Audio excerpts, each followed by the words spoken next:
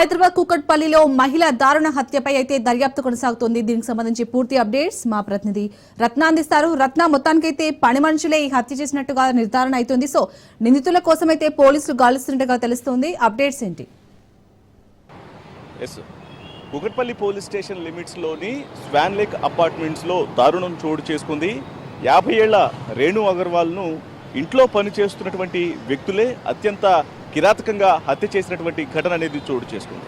ఇక పోలీసులు తెలిపినటువంటి వివరాల ప్రకారం గత కొంతకాలం క్రితమే ఆ ఇంట్లోకి హర్ష రోషన్ అనేటువంటి వ్యక్తి పక్కన బంధువుల ఇళ్లలో పనిచేస్తూ హర్ష అనేటువంటి మరొక వ్యక్తిని యొక్క రేణు అగర్వాల్ కుటుంబంలో వాళ్ళ ఇంటికి వంట మనిషిగా పిలిపించడం జరిగింది.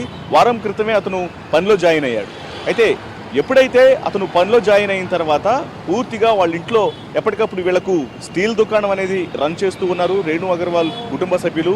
ఆమె యొక్క భర్త రాకేష్, అలాగే శుభం, కొడుకు శుభం, వీళ్ళిద్దరూ కలిసి కూడా వాళ్ళకున్నటువంటి స్టీల్ దుకాణం వ్యాపారం అనేది చేస్తూ ఉన్నారు. సో ఈ వ్యాపార కార్యకలాపాలకు సంబంధించి వాళ్ళు నిత్యం డబ్బు లావాదేవీలను, డబ్బు సూట్ కేసులకు సంబంధించినటువంటి ఇవన్నీ కూడా ఇంట్లో నుంచి వెళ్తూ ఉండటం, వస్తూ ఉండటం చూస్తూ ఉన్నారు. అలాగే రేణు అగర్వాల్ పెద్ద ఎత్తున బంగారం ధరించి ఉండటం ఇవన్నీ కూడా గమనిస్తూ ఉన్న నేపథ్యంలోనే ఎలాగైనా సరే వీటిని దొంగలించాలనేటువంటి ఒక దుర్బుద్ధి అనేది కలిగింది.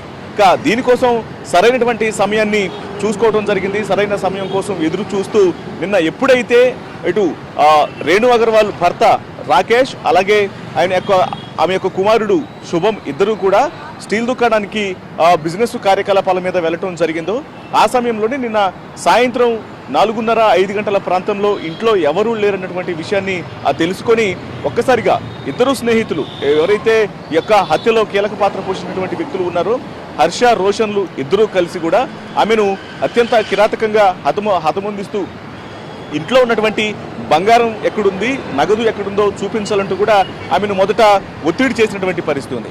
అయితే ఆమె అవి ఎక్కడ ఉన్నాయో చూపించేందుకు సుముఖత వ్యక్తం చేయకపోవడంతో వాళ్ళను ఎదుర్కొనేటువంటి ప్రయత్నం చేయడంతో ఇక ఇమ్మీడియట్గా ఆమెను ఎలాగైనా సరే అంతమొందించైనా సరే ఇంట్లో ఉన్నటువంటి బంగారాన్ని, నగలను నగదును దొంగలించాలన్నటువంటి ఆలోచనతో కాళ్ళు చేతులు కట్టేసి ఆ ఇంట్లో ఉన్నటువంటి ప్రెషర్ కుక్కర్ను తీసుకొని మొదట తల మీద బాదిన తర్వాత ఆమె అన్కాన్షియస్లోకి వెళ్ళిపోయిన తర్వాత కత్తులు, బ్లేడ్లతో ఆమె ఒంటి నిండా కూడా పొడిచి, గాయపరిచి అత్యంత కిరాతకంగా ఆమెను హతమొందించడం జరిగింది.